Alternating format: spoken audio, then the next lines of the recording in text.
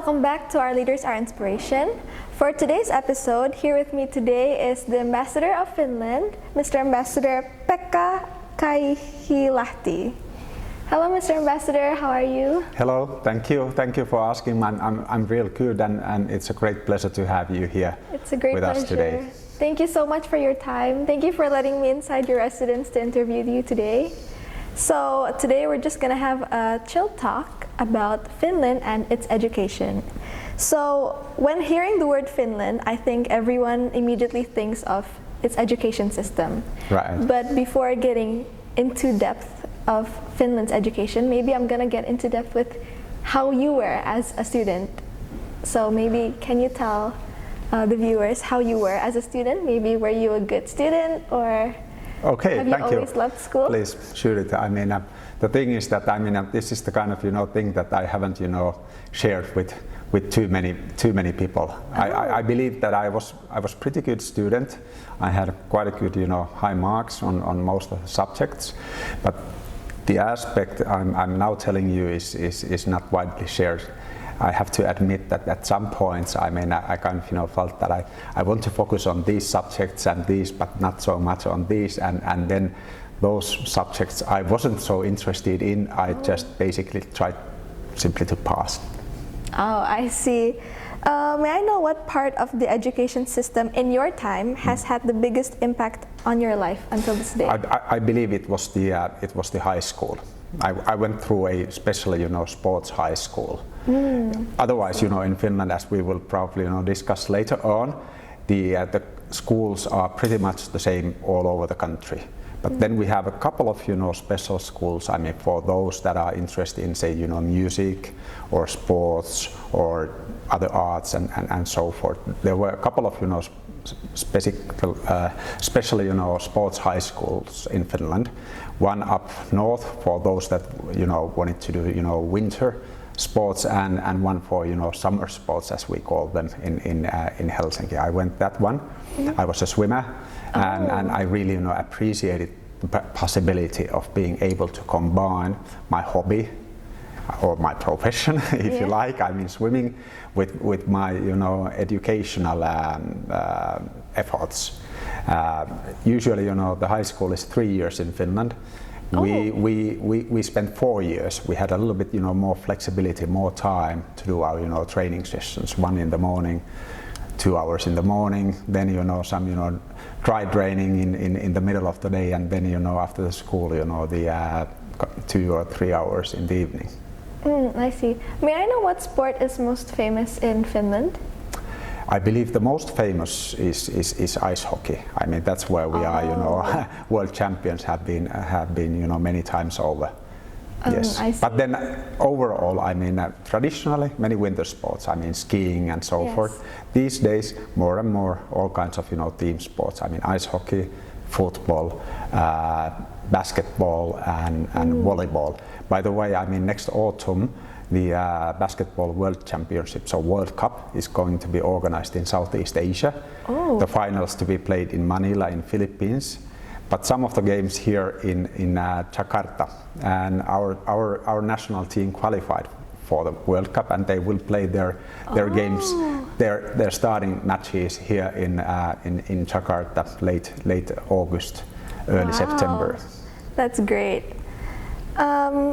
During your time as a student, at what level was the most memorable for you? Maybe most memorable was when you were in kindergarten or in elementary or high school? I believe it was the high school. Because of the as I mentioned the special nature of the school, and the great comradeship among students. I had many friends that have stayed good friends ever since. Oh, I see. So maybe this part is just to inspire, because I'm sure that maybe a lot of my viewers would like to know, have you ever failed to meet your expectations? And how do you deal with failure? I do have, and I believe it's part of the life. Yes. It would be astonishing if you didn't sometimes meet your own expectations. I would say that people that don't that always meet their expectations have their level of expectations or ambition quite low. So it's a natural part of your life.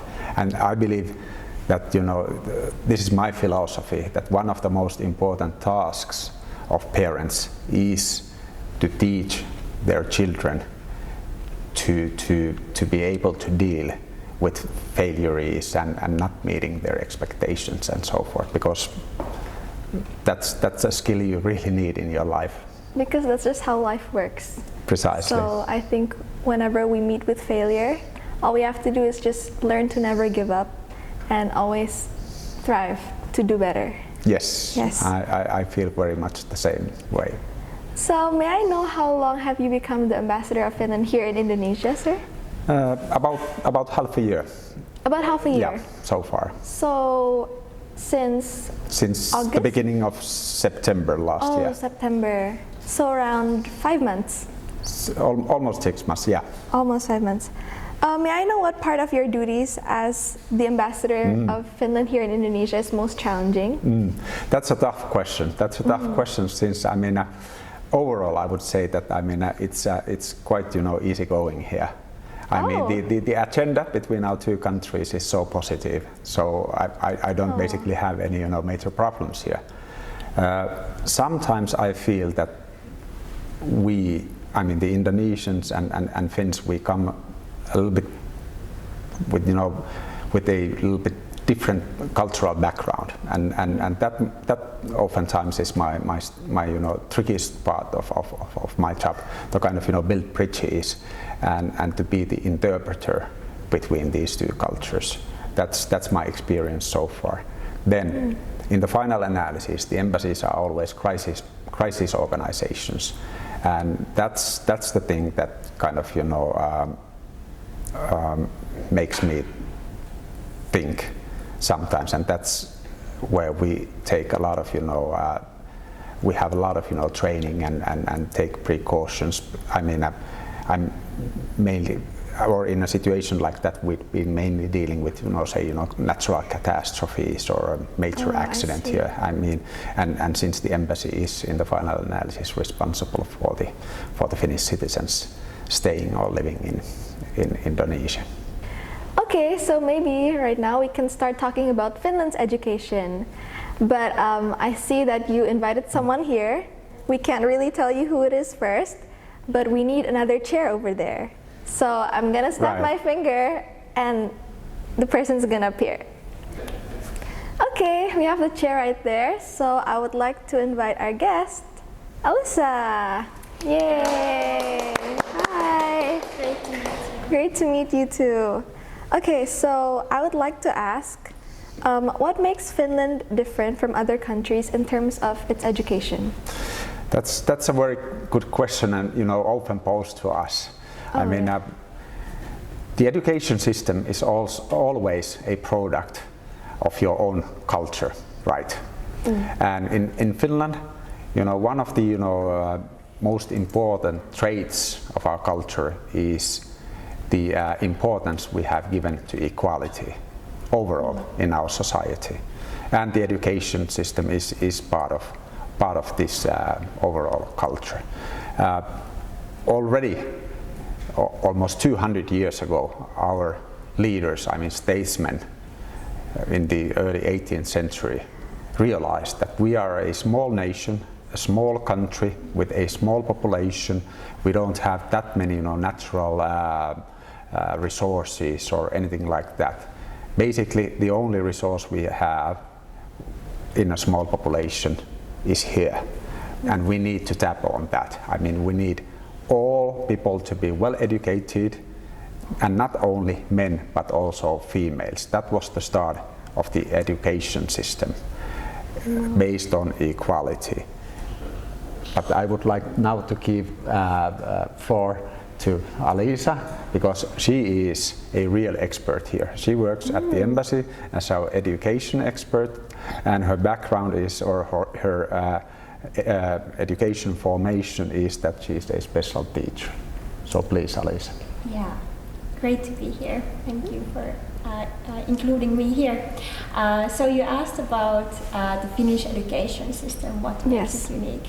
So there's, in my opinion, there's three points that makes Finnish education system unique. And the first one is being that the system focuses on having equal opportunities for children in learning. So it tries to remove the inequalities that students may have. It can be because of their family background, their socioeconomic status. So it aims to minimize those differences between families. And the second point is that schools are focusing on students' well-being and health and happiness. How can we achieve good grades in school, meanwhile being overall very satisfied with our lives? And then the third aspect is the curriculum's focus on creativity, having fun in learning, and playing. So then there is an emphasis on the 21st century skills that are aiming to have the skills that you are needing also in the future. Oh, I see. And if I may add a fourth point here, this is, I mean, we Finns are always so modest, and Alisa, being a teacher, is also, you know, and being very modest, don't want to mention this, you know, fourth aspect, which are the teachers. I mean, highly educated workforce here. The teachers, I mean, in Finland, you need to have master's degree on education to be a teacher. That's one aspect, that they are highly qualified, and then on the other hand, they are given a lot of room for maneuver. I actually did some research last night, and I saw that teachers, I think in Finland, they work 4 hours a day. Is that correct? It varies quite a lot. So in the first grades in school, then the hours are less, but then on the further you go in your school path, then the hours at school also increase. Oh, I see. So maybe what I saw was for kindergarten? Probably at an early stage. I mean, I believe one of the crucial aspects here is that you always try to strike a balance. I mean, when it comes to your education and then your other activities, hobbies and so forth. You don't have too much of a burden at the early stage of your studies, and then you know, increase the amount of work and stay, I mean, working more and more also outside of the proper classes. I mean, you have more and more homework as you grow older. I also did some research, and I found that children in Finland really love to read books. Is that true? I think they like to check out multiple books. I can only speak for my own kids, and I can assure you that they are reading a lot of books. Yes. Yeah, I have spent fortunes in bookstores, you know, buying them books. But I mean, perhaps Alisa knows more about on general level. That it's very important for enhancing students and children to read, because it's one of the most important skills that you have, and that's the way you adapt more information. So that's what we're trying to achieve in schools, is to make students very motivated to learn new things and learn by reading books. Yeah. So then sometimes even the students are trying to read as much as possible they can in some certain period of time, and they compete inside classrooms or between classrooms or on who is reading the most. Yeah. And here we also have this very important aspect, I mean, which I keep repeating, I mean, the equality. You don't always have to go to a bookstore to buy books to be able to read. We have a very extensive library system in Finland, so that people can go to the library and have books from there, so that they don't have to spend money buying books. Oh, so the books are free? Yes. And when it comes to education itself, I mean, yes, the whole education is free. You don't have to pay anything. In fact, it's the obligation of the municipality to provide you with the school books. Oh, I see. And one important aspect, if I may add here, is also the free school lunches that were introduced already in 1920s, when people realized that to be able to, to be efficient at school, you have to be well nourished. Yes. And that's when the government decided that you should have a free school meal. I actually find it very interesting about how the government allows the students to read books without paying for free, because especially now, I think in my generation, a lot of the children do not like to read books anymore, and they would prefer to read out of online or the internet. So I find it really interesting that in Finland, a lot of kids love to read books, and I think that's great because I personally agree that the best knowledge comes from books. Sir, I have another question. What is the biggest challenge in the education in Finland? That's again, very good questions. I mean, as every country, we always, face challenges. I believe that one of the biggest challenges is that a few years back, we extended the mandatory schooling until the age of 18, and to adapt the new situation. That is still a work in progress, but I would like to hand it over again to Alice. I mean, whether you feel the same way or whether you would like to add something. Yeah, it's true. By adding the secondary education level also to be mandatory for all students, that creates teachers more opportunities, but it also involves more creativity from the teachers to create individual paths for learning, to make sure that everyone is learning also in secondary education level and achieving good education also in secondary school. And the second aspect is maybe the challenge that we're facing in Finland is the changing demographics. So there is going to be a shift of having less younger people in Finland. So that means that the teachers are maybe going to retire, and so it's important to make sure that there is enough of highly educated teachers in Finland also in future. Oh, okay. May I know about the universities in Finland? Well, basically in Finland, the thing is as follows. I mean, in many universities you have numerus clausus, which means that you have to go through the test. But now, over the past couple of years, we have again started to emphasize the results of your final exams at high school. I mean, based on those results, you are admitted to a university. That's one aspect. The other aspect is that again here the common thread is the equality, meaning that it shouldn't be based on your background. I mean, whether you're able to study at the university, not on your ethnicity, nor your sort of social class, your income and so forth. Basically, the education at the universities is free for all. So the education in the university is also free? Yes, because we have to be able to tap, on the one hand, on every talent we have. So it has to be meritocratic, meaning that even if you come from poor background, but you're talented and you want to be an engineer, you're able to become an engineer. And the society, the country need engineers, and it needs talented engineers. That's one aspect, the efficiency aspect. The other aspect is that because of the high level of equality we have in Finland, we are also able to maintain social harmony in the country. The criminality is very low. I mean, if you look at the figures, the number of police officers in Finland per 100,000 people is one of the lowest in the world. Oh, I see.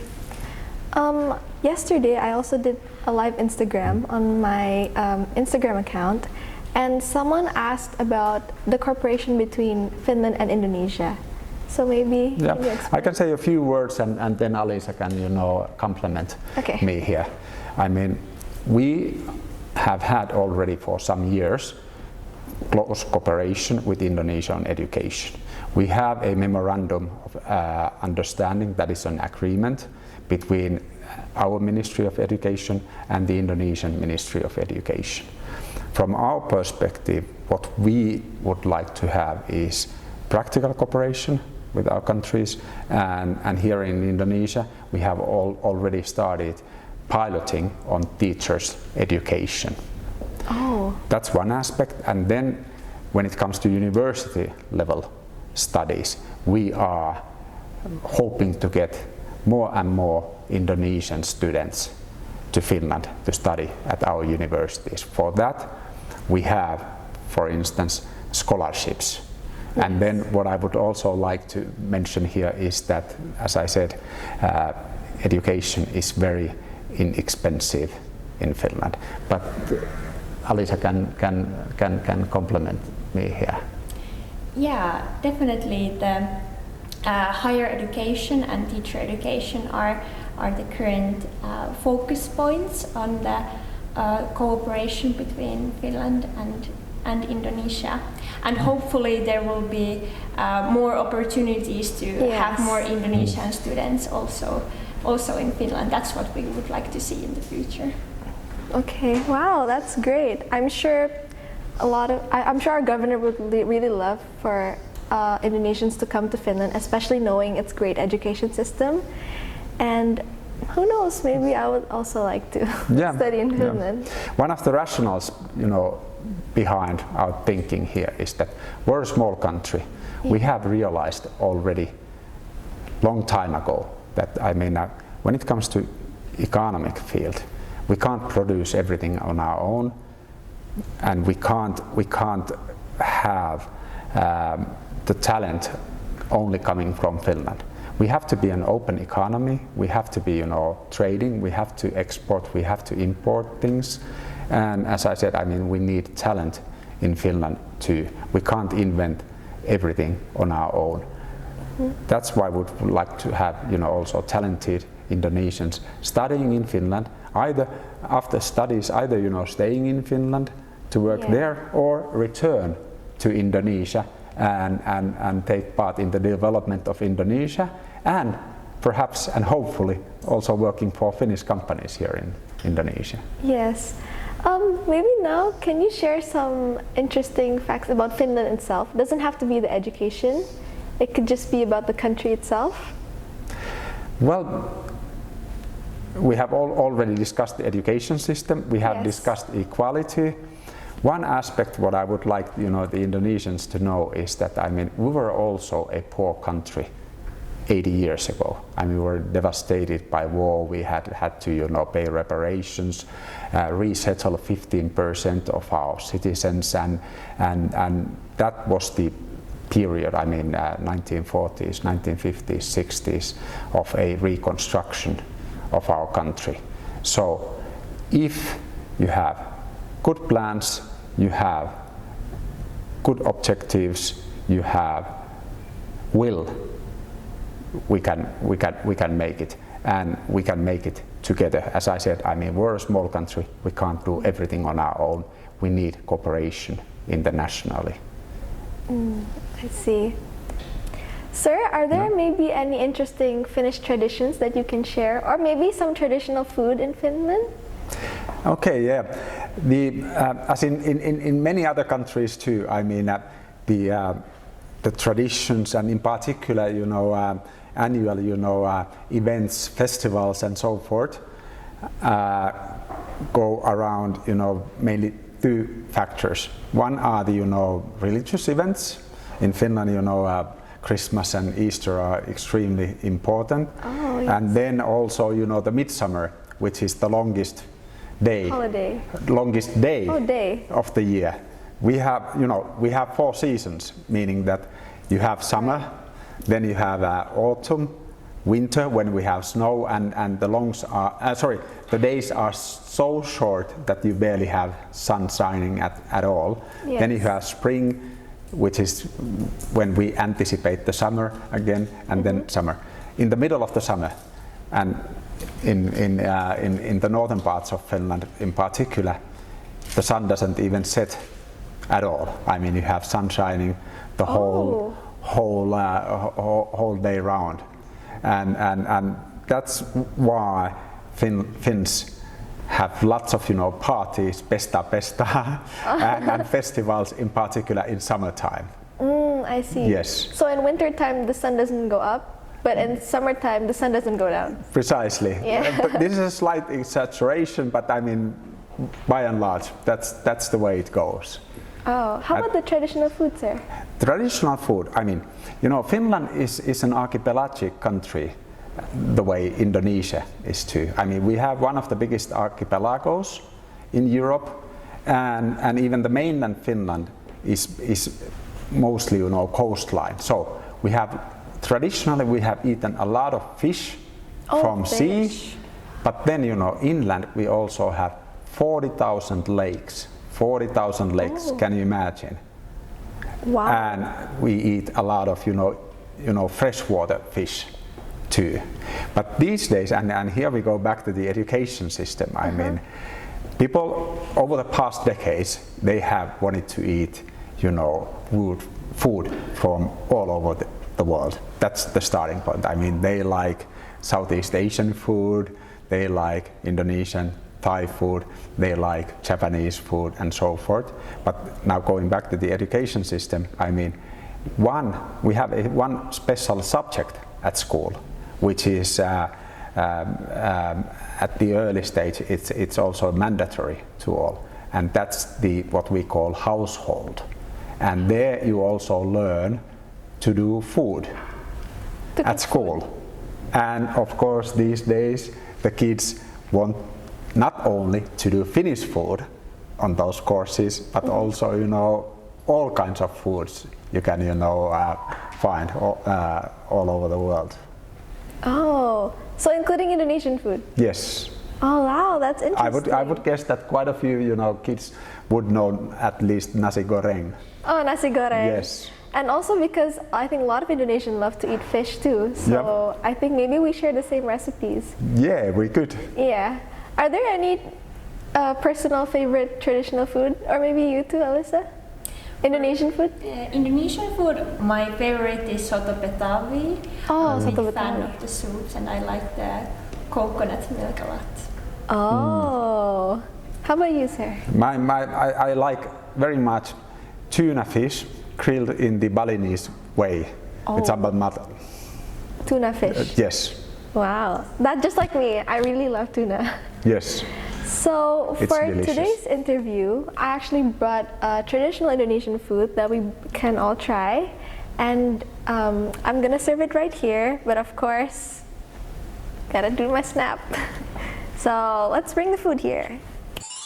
Okay, so we have the food right here, but before we get into that, I think earlier you mentioned that you love to eat the tuna with the mata sauce in Bali. May you explain to me what mata is? Because personally, I don't know what mata is. Never tried it. Yeah, that's correct. I mean, overall, I have to say that I like, spicy food. Yeah, same like me. Yeah, mata here, it's not too spicy, but in my opinion, there is a perfect balance there between, you have tuna and then you have something spicy, and the combination is perfect to my taste.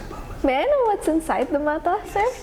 Is it just chili or? I believe there is chili and garlic and so forth. Oh, I see. I'm not an expert here. I can only tell you that it tastes to me, very delicious. Oh, okay. I can't wait to try it in Bali later. Yes, you should. So, in front of us here, this is a traditional food. It's called tumpeng. And this is usually a traditional food that's always in important events. So let me explain first. Tumpeng is actually a traditional Javanese ceremonial rice cone dish, and this is for important events usually. It is made from glutinous rice, and this is actually called nasi kuning, which means yellow rice, but the yellow part is actually because of the turmeric. So in here, there are also other toppings. There are chicken, noodle, there's something called perkedel, potato, and egg, if I'm not mistaken. So let me take this one off. Doesn't only look delicious, but also healthy. Yes, it is very healthy. Precisely. So let me. And usually, traditionally, we're supposed to cut the top off, but I'll let Mr. Ambassador do the honors. Well, I don't really have experience on this. I mean, how to do it. Shall I take the spoon? Or? I think we can use a small spoon. So one hand, I think, use this spoon. Okay. Okay, very good. Yay! Yay! So this is for you, Mr. Ambassador. You may try any of the toppings. Alyssa, you may also take and try. Please have some rice. Yes, have some rice. Have you tried nasi kuning before, sir and Alyssa? I'm not 100% sure, but I believe I have. I believe I have. Oh, I see. Yes, so let me take some rice. Oh. You may take also the toppings. Not sure what that is, but here we have the perkedel. And this is ayam goreng, which is chicken. And those are some noodles. So you can try it. So tumpeng, usually you will mix all the toppings together. Okay. With the rice. Yes. That's good to know. Have you ever tried perkedel, sir? Pardon? This is called perkedel. This one, the one that you just took. The ayam, or no? This is the ayam. Okay. Oh, these I don't know. Let's taste and see. I mean, Okay, whether I let's have try. Sir, so here there's also chili. I heard that you love spicy food earlier. I do. So you may try that, and who knows? Maybe it's as good as mata. Well, or not. You will see. You will We see. will If my forehead is sweating, then it's spicy. Then it's real spicy. Okay, let's eat.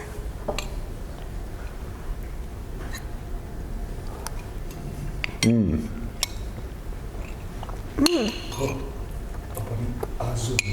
to Mr. Ambassador head. Zoom to Mr. Ambassador head. Yes, there you go. Zoom. Okay. Is it too spicy? No, it's not too spicy. So maybe next. And I know that, I mean, if you have too much, chili in your mouth, you can always have some rice. Yes. So that balances it. Have you tried the perkedel, sir? Oh, this one. I will taste it now. So inside that is potato. It does indeed. It does. We in Finland, we eat a lot of potatoes. That's like, I mean, you Indonesians eat a lot of rice. Well, these days we also eat a lot of rice, but traditionally we have eaten a lot of potatoes. Potatoes in various ways. Boiled, smashed, puree, or then, all kinds of, frying. Oh, I see. Alyssa, may I know what you took earlier? I tried this one and then this one. I like this potato, what was the name? Perkedel. Perkedel. Yes. Perkedel. Perkedel. I like this a lot, probably because it's got to be Similar. instinctive. Yes, Yeah. So, how do you like the chili? Have you tried? Well, actually, I haven't tried the chili yet. So, Do you want to try? Should I Do you like try? spicy food? well, I feel like Mr. Ambassador is such an expert on having spicy food. It's very hard to be on his level, but I also like spicy food, but I'm still adapting to all these new spicy flavors in Indonesia. Because I say that Indonesia has a very high tolerance for spicy food. Yes. For sure. Yeah. So for Mr. Ambassador, the spice was right at the right balance? It was right balance here. Okay, wow. I saw that you were also enjoying the food. Yes, I do. And what I appreciate here in Indonesia is that you have such a wide variety of chili. Yes, right. Yeah. Yeah, the chili. I think it's Oh, you already tried? spicy for me. Yeah. Oh, I like it.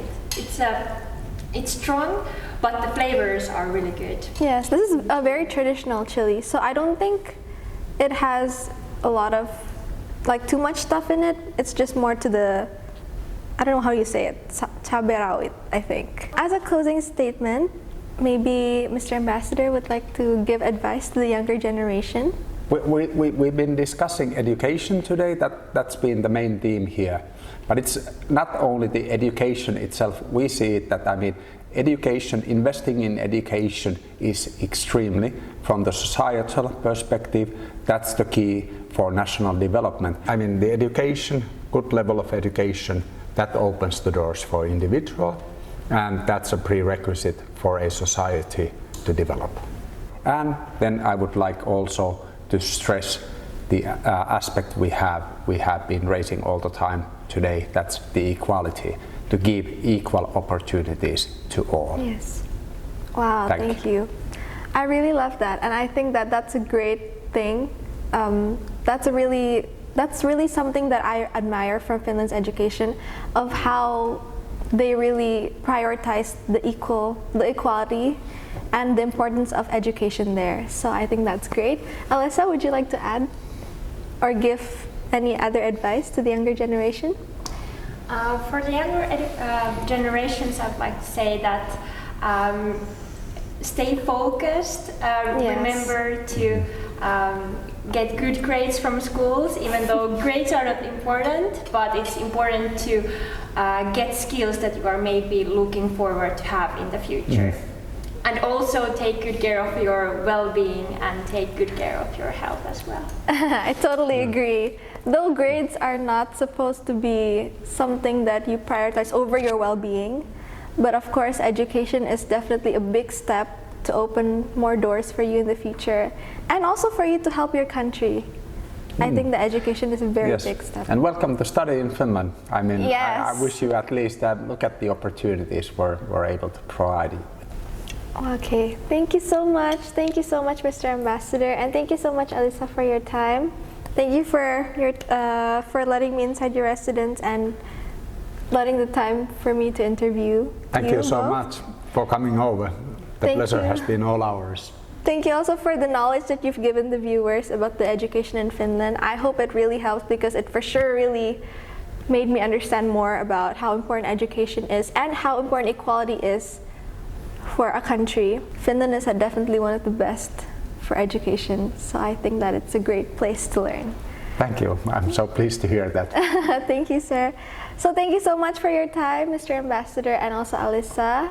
I had a great time here. I've learned so much, and I'm so blessed to know more about how the education works. Thank you so much for your time, and thank you so much all for watching. I'll see you in the next episode. Bye! Thank you.